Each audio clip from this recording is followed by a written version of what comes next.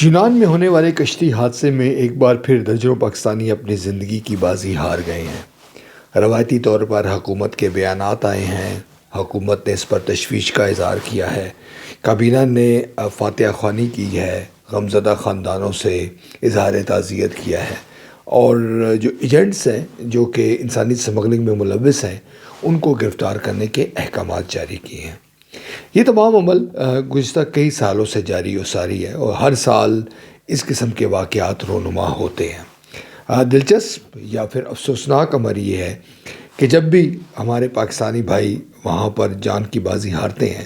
تو جو لاشیں ہیں ان کی واپسی کا جو ہے انتظام حکومت کرتی ہے اور آگے بڑھ کر اس کا کریڈٹ لیا جاتا ہے۔ افسوس کے ساتھ یہ کہنا پڑتا ہے کہ جو انسانی سمگلر ہیں ان کے خلاف جو مقدمات ہیں جن کو سزا دینے کا عمل ہے وہ کسی طور پر تسلی بخش نہیں ہے۔ دوسری طرف جو لوگ اپنے پیاروں کو، اپنے بچوں کی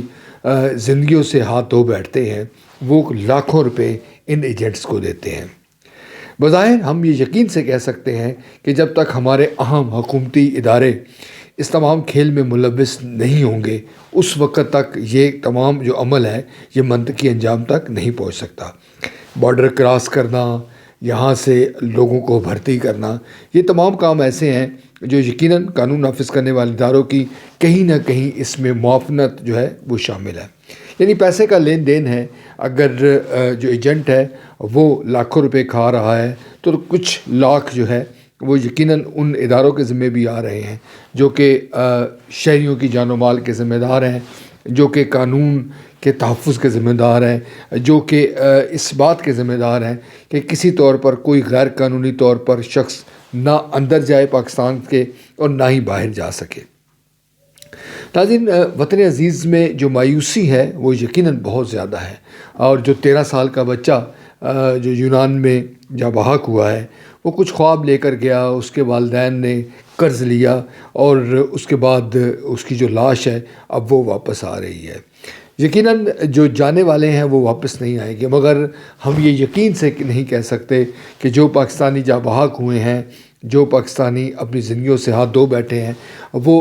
آخری ہوں گے، اور پھر حکومت ایسے ٹھوس اقدامات کرے گی یا حکومت پاکستان کے اندر کچھ ایسی مرات، کچھ ایسی کاوشیں کرے گی جس کے نتیجے میں جو لوگ ہیں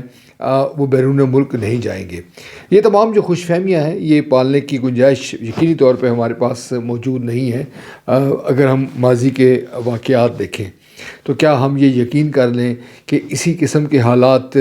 آئندہ سالوں میں بھی رہیں گے، اور جب نیا سال آ رہا ہے تو کیا ہم یہ امید نہیں لگا سکتے کہ پھر غیر قانونی طور پر ڈنکی لگا کر جو پاکستانی ہمارے نوجوان ہیں وہ نہیں جائیں گے اور پھر اپنی زندگیوں کی بازی نہیں آ رہے؟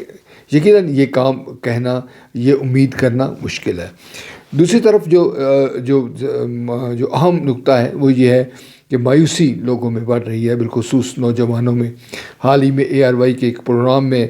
جو محمد حنیف ہے جو معروف دانشور ہیں، انہوں نے چند لاہور کی یونیورسٹیوں میں اور دیگر یونیورسٹیوں میں نوجوانوں سے بات کی ہے، اور انہوں نے پھر اپنا تھیسس پیش کیا ہے کہ جتنی مایوسی انہوں نے آج نوجوانوں میں دیکھی ہے وہ پہلے کبھی نہیں دیکھی۔ یعنی آج پاکستان کا یہ جوان جو ہے